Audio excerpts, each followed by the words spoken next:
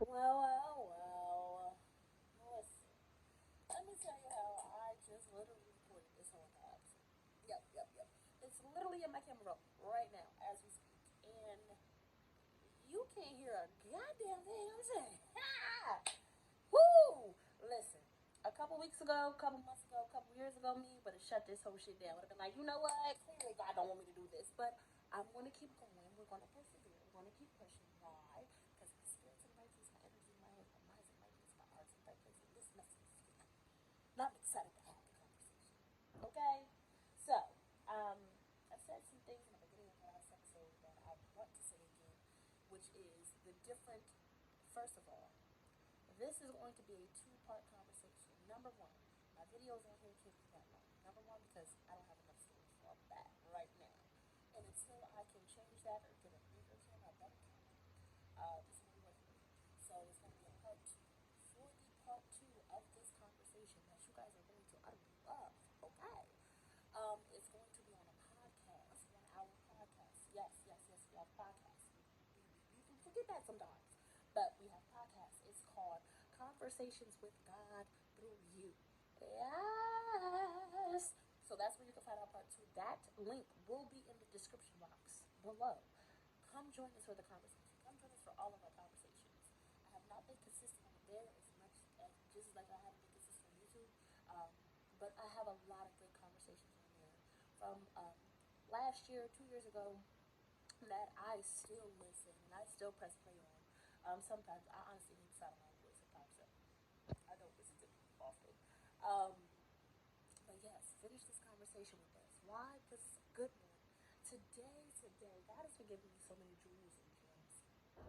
And if you were on, I don't know if it was on a podcast or if I discussed it with you guys here on YouTube about my journey to trusting God again and creating space so that He can trust me again.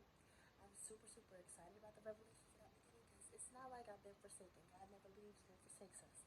But it's also like sometimes you allow life to cloud you in your spirit to the point where His voice is a little bit quieter to you. So it's not that He's no longer speaking, it's just got a little bit harder for you to hear.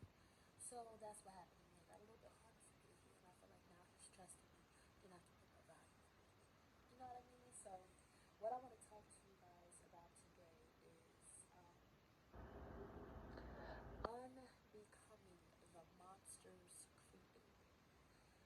I think often in life we knowingly and unknowingly, consciously and unconsciously, become the very things that people said that we were. Um, Somebody told us we weren't shit, we became somehow ain't shit because somebody within our foundational belief system, our foundational work system, our foundational identity system told us that we weren't worth it. And at some point in our journeys, we chose to believe that. Somebody told us we was never gonna be shit. Don't nobody ever gonna give us shit. Ain't nobody ever gonna be shit for us. And we went through life with that understanding that I'm not gonna be shit, so why try? And if I do try, it ain't gonna work out because I ain't shit. And ain't shit ever gonna happen for me. Somebody told us that we weren't lovable or that we weren't worth it or we weren't valuable.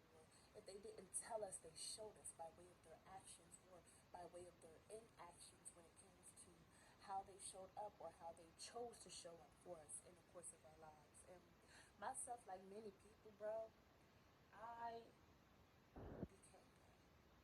In the course of my life, I became the monster that so many people said that I was. I didn't always see it within myself how monstrous my behavior had gotten because I had tricked myself into believing that I wasn't that bad. Out of all of the experiences that I had gone through in my life, I'm not that bad. I'm not. It could be worse. I could be worse. I could be a whole lot meaner. I could be cold-hearted. I could be so many different things. So because I was comparing it to a could have that didn't exist instead of a right now, I minimize the damage that I did to not just other people, but to myself especially. And the reason why I said it like that, not to negate the hurt that I did for other people, but this is my belief system. The relationship that I have with myself is going to be the foundation of the relationship that I have with the rest of the world. So if I'm treating me bad, trust and believe I'm not going to be able to treat you good. If I'm unable to show up for me, I'm not going to be able to show up for you. And even if, by the grace of God, you find somebody who's able to compartmentalize themselves from what they need to do for somebody else, it will still be lacking in some type of way because if they're not fully there for them, they can't be fully there for you. And that's something that I had to understand for me is I'm going around in the world angry. I'm going around in the world hurt. I'm going around doing self-destructive things and disrespecting my existence because of what so and such and this and that did and said and how they made me feel. And you don't understand. My mama wasn't there. She used to beat me up. You don't understand. I went through this, that, and the third. Everybody has a story. And it's not to negate yours. It's just to, what are you going to do with that? And if what you do with it is you becoming the very thing that made you feel this way, you becoming that, accept the consequences that come along with that choice. The alienation that comes along with becoming what everybody says to you. Shit, the alienation that comes with not becoming the thing that everybody says to you. But we had, not we, I want to say for me, I had to learn for my journey personally how to accept accountability for who I chose to become because of what I chose to believe. And although we understand and we grow and we learn by way of experience, so I don't regret the season in my life where I didn't know. I didn't know my worth. I didn't understand my value. I didn't understand how the hurt that I was feeling was hurting other people. I don't negate that part of my journey. But what I know now is I could have skipped a whole lot of years worth of pain had I not allowed myself to become what I was told that I was. Me and my mom used to go like this for years, bro. When I was younger, I didn't always live with my mom. My mom got arrested when I was like 5 years old, and she went to jail. And I went to foster care after that. And after going to foster care, I lived with my aunt for a little bit, and then after that, I lived with my grandmom for a little bit. So by the time my mother and I came back into each other's lives, I wasn't grown. I was like 10 years old. I had, in some way, developed a personality. You know what I mean? I had become, in some type of way, my own person. Of course, you're 10, you don't know shit. You know what I mean? But you somewhat have a personality. You somewhat have some form of an identity. Like somebody can tell, okay, this is some boss shit based upon something about you at that point. So by the time we met, I think she was so hell bent on becoming, on being a mom, that there was no time taken to learn one of us as humans, as a woman who just got out of jail, and as a child, as a person who just spent years away from their mom, hopping from different people's houses. You know what I mean? And I think that because of that disconnect, because neither one of us seen each other as a person but a duty, an obligation that needed to be filled. I'm back with my mom, so I'm obligated to be her daughter. She's back with her daughter, so she's obligated to be her mom. Neither one of us having a fucking clue how to play either one of those roles. And instead of vocalizing that frustration or even being able to pinpoint within each other individually where that frustration, that anger was coming from, and not acknowledging the hurt and the pain of the time that was spent away, we decided to go on war with each other. Me and my mom are both very similar in personalities. That's my mama. You know what I'm saying? Like, as you get older and you heal from certain things, you come to realize the years that I spent trying to avoid becoming the woman, I am the woman. And the woman is me. She is me. That's my mama. When you see her, you see me. You see me, you see her. I couldn't shake it if I wanted to. You know what I'm saying? So there were so many different aspects to our relationship that just couldn't and wouldn't work. You know what I mean? And instead of, again, taking the time, we just went to war. We just went to war with each other, like all out. And I'm not saying this in a way of pride, but we was at war, like we was duking it out. We was fighting like we was two bitches on the street. Like we didn't know each other, we didn't like each other, we didn't love each other. And when you grow up in that kind of dynamic with your mom, with your foundation, with where it starts for you, no matter who your parental figure is, it creates this understanding within yourself that you're not worth anything. You know what I mean? Like, damn, like I ain't been with you all this time, and this is how we moving. I remember one night she went out with her friends, and we ain't had no food in the house.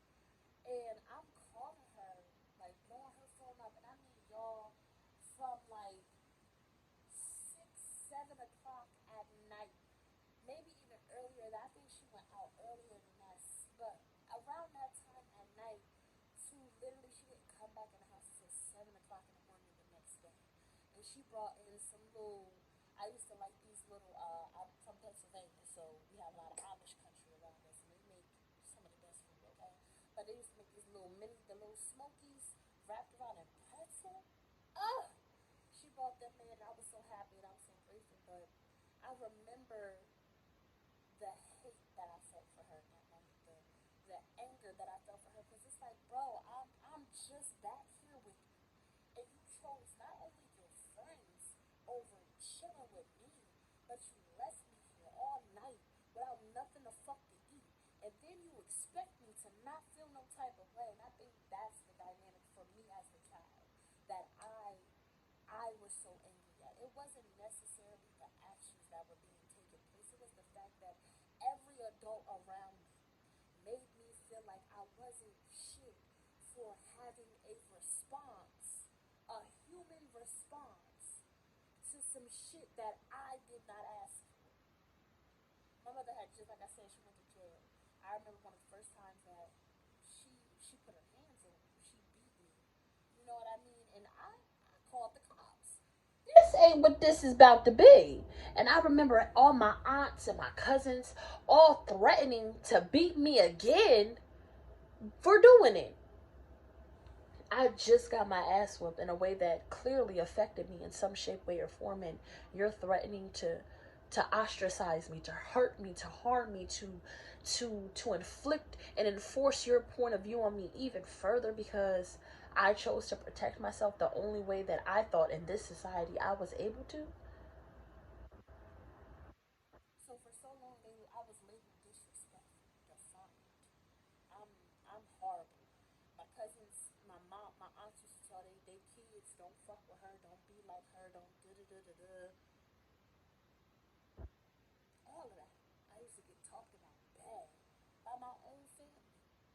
I remember spending years, years, years just praying, hoping that aunt such and such, or cousin such and such would just come and take me away from everything that I was experiencing at home. And nobody saw that. See, that's the thing about life that I had to learn is that 9 times out of 10 people will never see or never really acknowledge the why, but they will always talk about the how you went off. Not what what made her do that. The why is she like this? The why is this how it what it, but you see how she just snapped out? You see how she talking? You see how she moving? You see. And for so long, instead of accepting for myself that difference that comes along with being the difference, because although nobody else was asking those questions, I was asking myself them for myself. Because I needed clarity. I needed understanding. Why am I doing these things? I don't even want to. I don't want to do. I don't want to be out in the world. Do you think that I wanted to do the things that I've done over life? A lot of the shit that I got caught up into was one, out of hanging around my friends and wanting to protect my friends out of situations. Two, out of straight and total survival. I remember people used to talk about me because I got arrested. I have a record. And they used to talk about me about that. My family used to talk about me because of that. I remember one time, not one time, this was when I was about 15 years old. Me and my mom got into a really big fight. And this was the fight that caused our, disconnect. Like, she put a PF out on me and everything. I was on probation at the time for fighting. And because I was on probation, a PFA was a violation of that. And she was trying to get me locked up. So she was trying to get me sent to military school. And they weren't having that. So I got sent to, it's called Schaffner, which was the juvenile detention center for my area. And while I was there, I remember my aunt and my uncle and my grandfather walking their asses into that prison, talking about how they're praying for me. And that was my life and this is a whole nother conversation, but even with that whole I'm praying for you thing, that was a lot of my introduction to God, where people, my family in so many ways showed me growing up how people of God don't wanna don't wanna take action. They just want to pray and hope and murmur and complain. You had ample. Everybody knew what was going on. It wasn't like this was after years. After years, everybody knew. Anybody could have stepped in. I had people who lived in the house with us watching the shit happen. Anybody could have stepped in and nobody wanted to. But everybody had something to say about the person who they felt was wrong, which was me in this situation. In doing that, they labeled me. They put me in this box and stored me away and hoped that I would have just stayed there. And because I didn't have the strength or the understanding enough within myself, I made that my identity. Okay, bet. This is who I am. This is who I am then.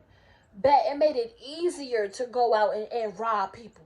It made it easier to go out and steal shit. It made it easier to go out and do the things and get involved in the things that I got involved in. It made it easier. I ain't shit. Don't nobody love me. Ain't nobody here for me. Ain't nobody gonna make me. Ain't nobody gonna hold me down. Niggas is just gonna sit there and talk about me. So shit, give them something to talk about. At least I'm straight. At least I'm cool. At least I got something. It may not be a lot, but it's something. It's something and it's mine. It's something that none of y'all take away from me.